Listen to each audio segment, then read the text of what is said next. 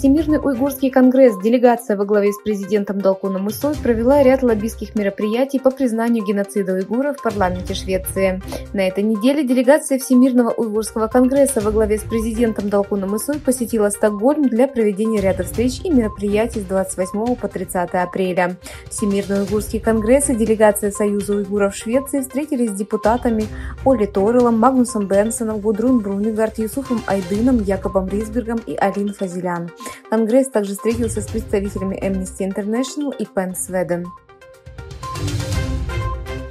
Центр уйгурских исследований подготовил отчет, в котором рассматривается враждебность к исламу со стороны атеистического режима Китая, особенно в Восточном Туркестане, и отношение исламских стран к этому вопросу. В отчете основное внимание уделяется спонсируемой государством исламофобии китайского режима и исламофобской политике Китая. Кроме того, в отчете рассматриваются кампании Китая по дезинформации исламского мира и отношение стран с мусульманским большинством к этому факту. Официальный визит президента Южной Кореи Юн Сук Хёля в США на этой неделе, соглашение двух стран об усилении ядерного сдерживания на Корейском полуострове, совместное заявление о сохранении статус-кво в Тайваньском проливе и шаги, предпринятые в отношении инвестиций в микросхемы, все это вызвало подозрения со стороны Китая. Администрация Пекина опротестовала призыв Вашингтона и Сеула к поддержанию мира и стабильности в спорном Тайваньском проливе между материковым Китаем и Тайванем, утверждая, что решение США отправить свою атомную подводную лодку на Корейский полуостров нанесет ущерб региональному миру и стабильности. Парламент Киргизии одобрил законопроект о государственном языке. Все государственные органы Кыргызстана должны использовать и говорить на кыргызско-турецком языке. Кроме того, это условие было предусмотрено для государственных служащих.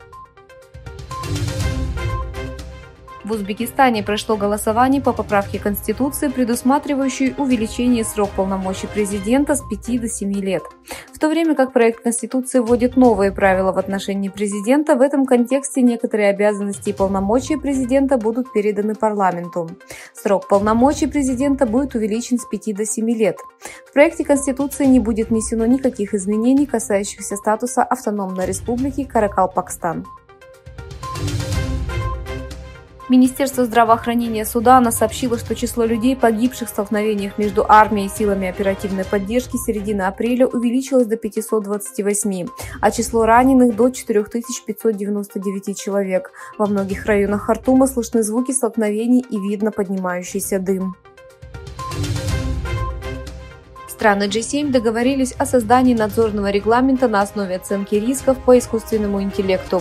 Опубликована итоговая декларация встречи, состоявшейся с 29 по 30 апреля в Такасаки, Япония, с участием министров технологий и экономики стран G7.